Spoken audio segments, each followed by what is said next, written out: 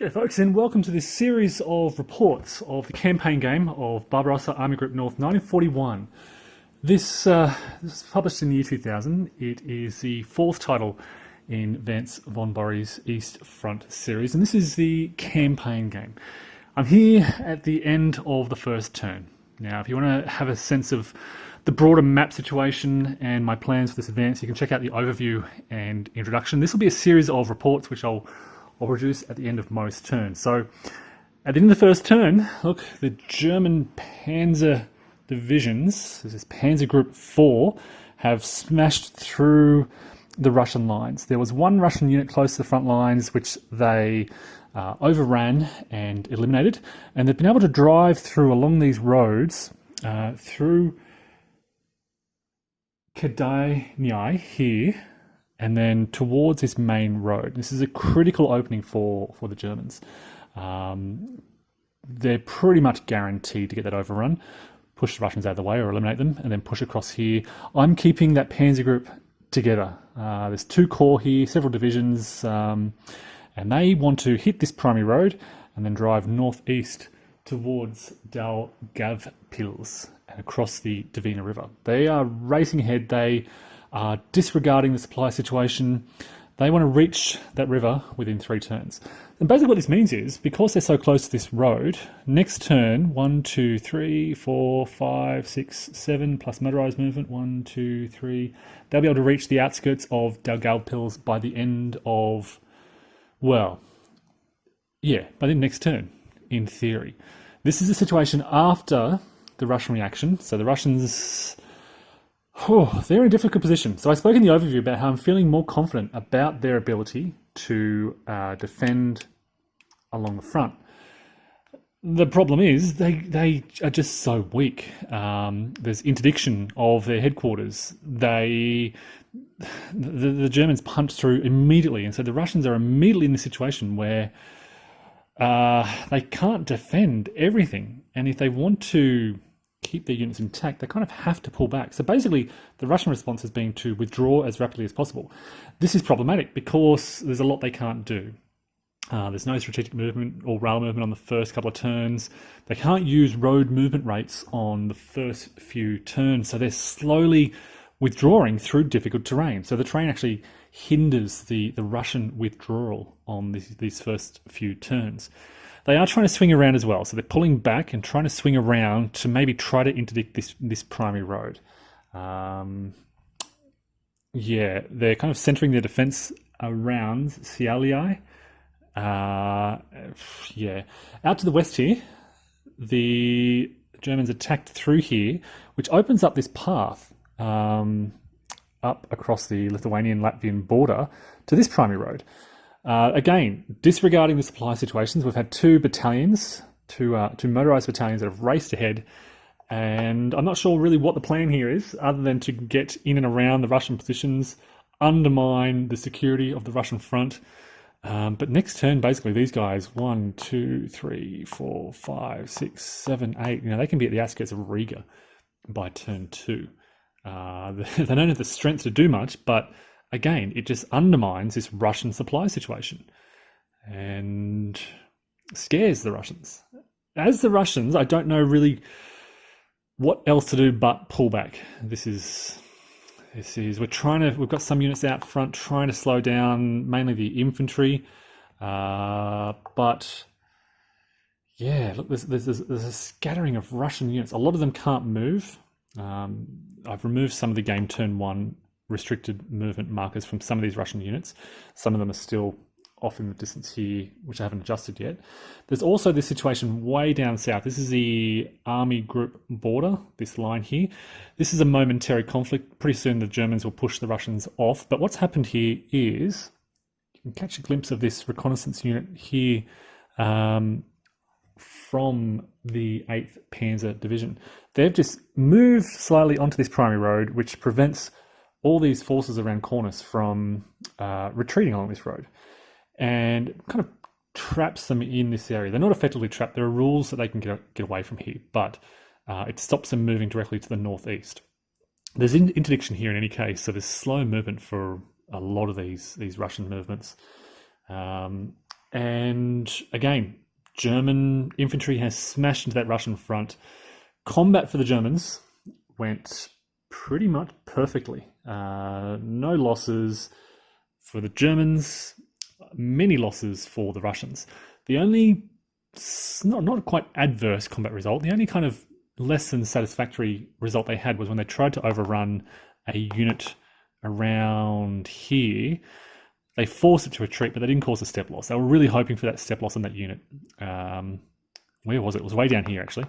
So they forced the unit to retreat, but they didn't eliminate it. And that then impeded their advance. So you can see these German infantry here. They had to move in and eliminate it via combat, which gave the Russians just a little bit of breathing space along the front, and they could withdraw in relative safety.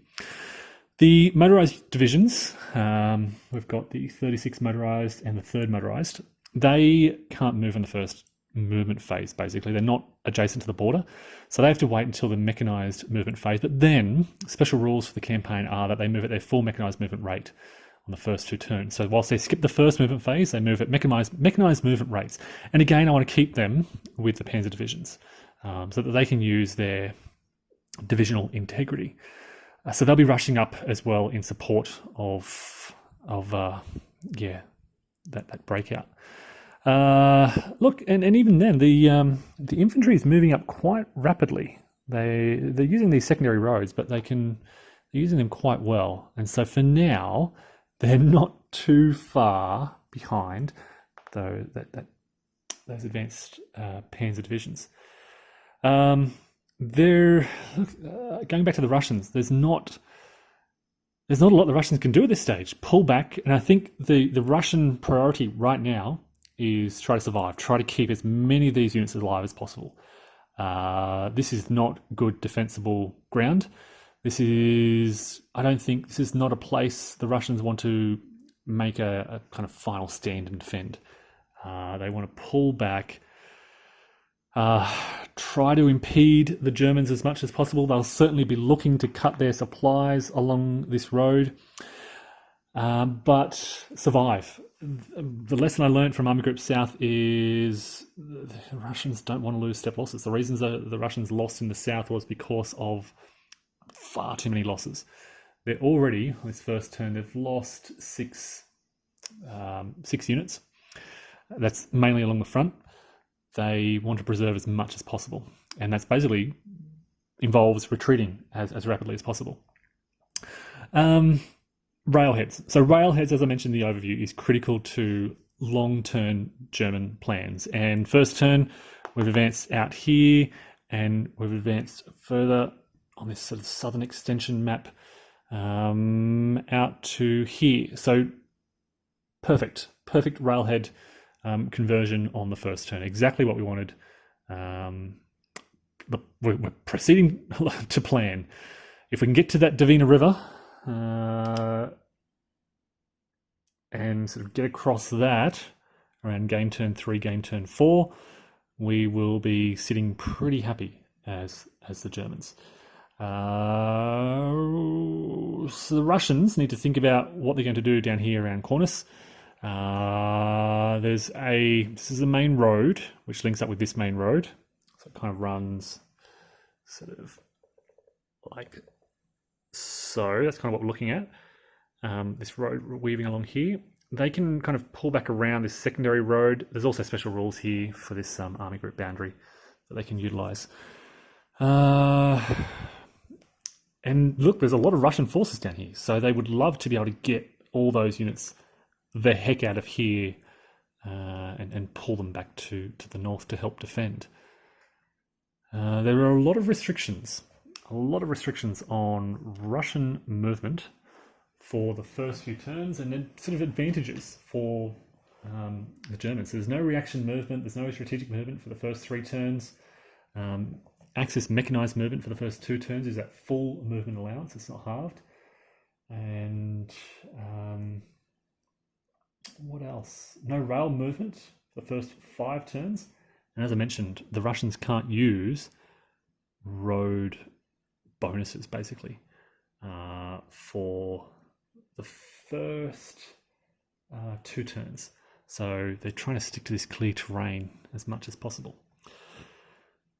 Okay, folks, so look, that's the end of the first turn. It's been a very fascinating opening for the Germans, studying these roads and ways through. Kidani was critical here. This is where the gap was in the Russian lines, and being able to move that reconnaissance unit, they're right on the southern edge of the board there, but there they are, down there, being able to move that unit onto that road to block. I mean, the Russians can't use that road anyway for the first two turns, but it's still a path that the Germans want to use, and the Russians can't now block that road, which means that all these Panzer divisions can move onto the road freely and then up towards Daugavpils. Looking up north, what's going to happen next is we will have these guys can't move game turn 1, they can move game turn 2. This is the Airborne brigades. They'll be wanting to move to reinforce Daugavpils, and the Germans will be trying to prevent that. And I'll show you how that works on the next game turn. But yeah, end of game turn 1, the end of the 23rd of June, heading into game turn 2. Okay, folks, here's the situation at the end of turn 2. It's the 25th of June, and as planned, the 4th Panzer Group has driven along this main road. They used both movement and motorised movement phases to reach the outskirts of Daugavpils and the south side of the Dvina River. We have two Panzer divisions here, the 1st and the 8th, with some associated elements, and I've got the 6th Panzer Division with some other elements moving sort of northwest. Their plan is, should this fail, they can advance and drive and attack Kruspils from Jikolopils here. So we're looking at alternative crossings of the Dvina River. I saw a post about this on Consume World, and I thought it was a good idea, so I'm basically copying that approach. So the Russian airborne brigades are on the move. They can't move very far. They can't get into the city this turn, but they will get there next turn. And they've got 4 defense factors. Up in the distance, we've got, just off camera, there's some Russian rail units moving down from Leningrad. In the center, what's happening here? Look, the Russians still trying to pull away, but we've got some infantry, and they're going to hold around here just for a little bit longer. Pretty strong infantry in a decent line. Don't want to hold on here for too long, but this should briefly slow down this infantry advancing along this road towards Riga. So this is another important road. It's not it's not the primary priority for the Germans, but it's probably a close second. And so the Russians are kind of just slowing them down a little bit along this area. I think the scarcity of German armor on this drive should help the Russians here with their defense. So they figured they'll see what happens. But you may notice behind the lines up here, these are those small German battalions that drove up this road along here. Now they're out of supply, but we've secured this, I guess it's a key river crossing at Jelgava here. And it's on this primary road, it's this nexus. If we can just hold on to that, it could really help the Germans long term. In the very least, as you can see, it's forced Russian armour to pull away. They'll be driving towards it. I don't know how the Germans will respond to this. Maybe they'll try and stack up in the town and try and hold it. Railheads are critical, and this turn I didn't get maximum railhead conversion. So already slowing down a little bit. Advancing the railhead here, and then south of the map around Cornus. The German infantry down the south here, they continue to, and just swing this down, they continue to push the Russians back. This is a little extra map that I've printed off. It's just that far, and it won't last for long. They've basically forced the Russians back to the outskirts of Cornus. They're in their fortified belt. There's a series of fortified positions around Cornus, and yeah, the Russians will try to hold on there for as long as they can. They've got a decent defensive position. Defenses of 4 and 5. The Germans have a lot of artillery. They've got the railhead right up to the edge of the city. So we'll see how long that lasts. But elsewhere, you can see here's the most advanced elements of the German infantry. They're not far from that main road, so they can go 1, 2, 3, 4, 5. They're not trailing too far behind that German armour. What else is there? Things out in the far west coast are very slow. Germans not even worrying about that. They can just leave the Russians out there. Small sort of holding units out there just in case the Russians get a bit edgy and decide to push in. Combat still going pretty well for the Germans. 1 step loss out on the left here. That was about all they suffered. And in the centre here, moving these motorised units up, and they were just basically protecting the flanks of this main road. So there was a lot of Russian armour around here during this German turn, and I guess the Germans were just a bit worried that the Russians might interdict this road. I said that would be a threat. As it turned out, the Russians decided to pull back towards the Dvina. So you can see this armour on its way northeast. Again, they still can't use road movement rates on game turns 1 and 2, so it's slow going. And they're not going to make it before the Germans can, but they're going to certainly threaten those German flanks. You can see they can come across through here. That's a risk. So yeah, the motorized divisions, their goal is to closely protect the flanks of these Panzer divisions and maybe help them out in combat here or there if the situation arises. Just looking at this now, I mean, the Germans could suddenly swing around to the left. They probably don't want to do that. They want to get across that Dvina, but it's a possibility.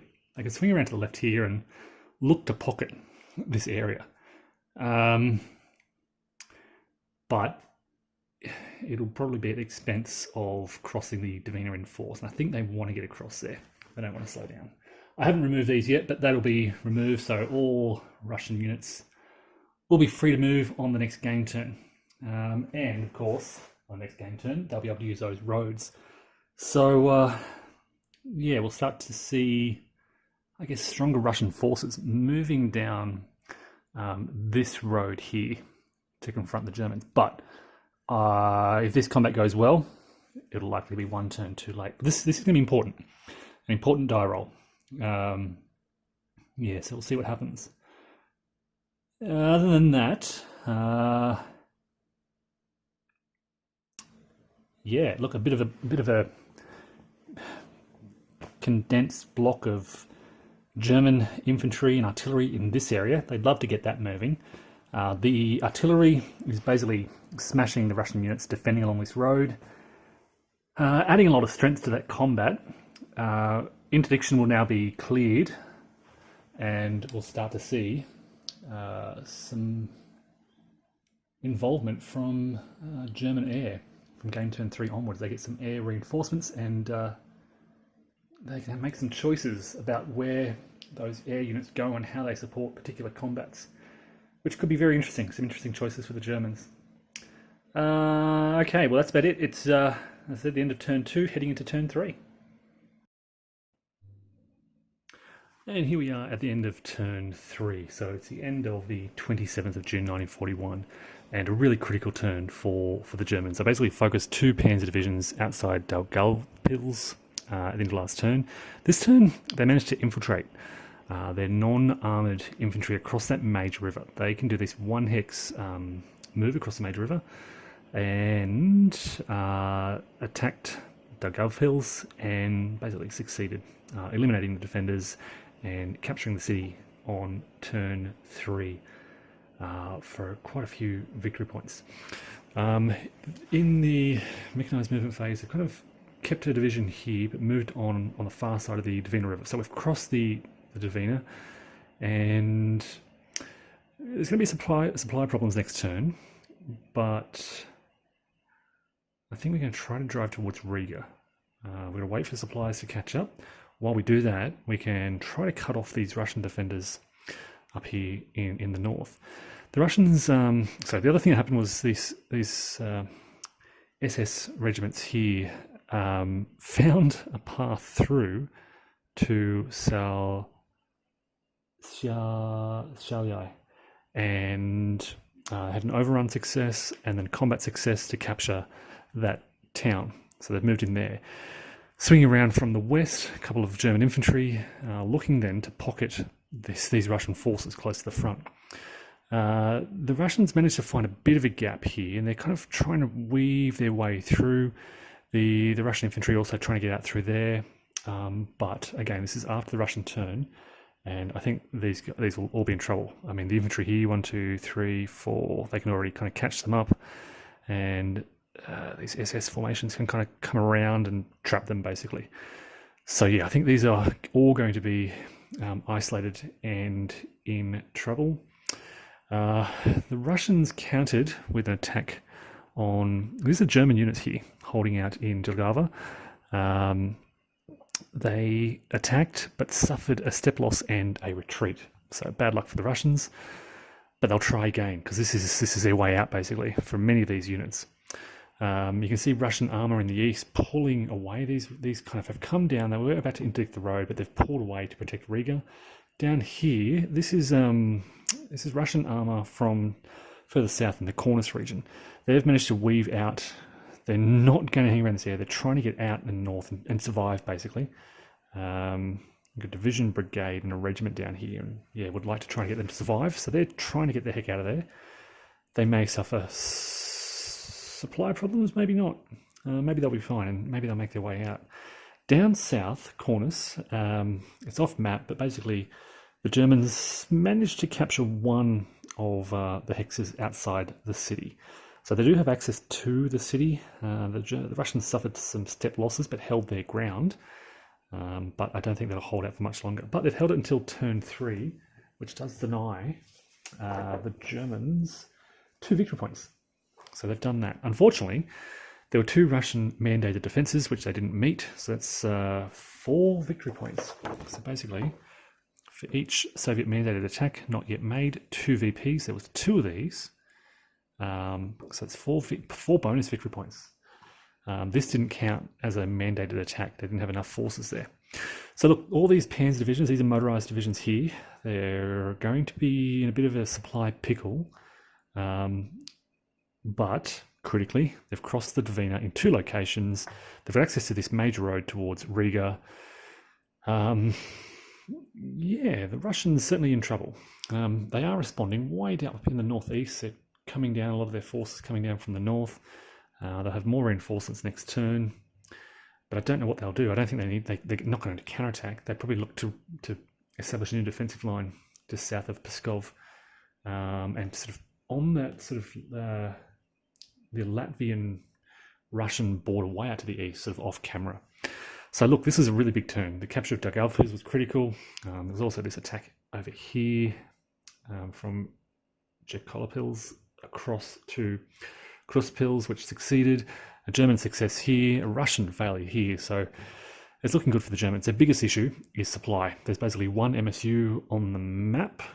There's a lot of combat supply this turn. And yeah, they get 6 more supply points in the next turn, each turn basically.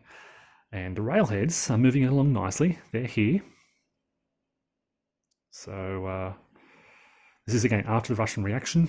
So the Russians have blocked that railhead, but yeah, it was moving along quite nicely. Okay, so let's say that's the end of turn 3, heading into turn 4 and heading into the 28th of June 1941.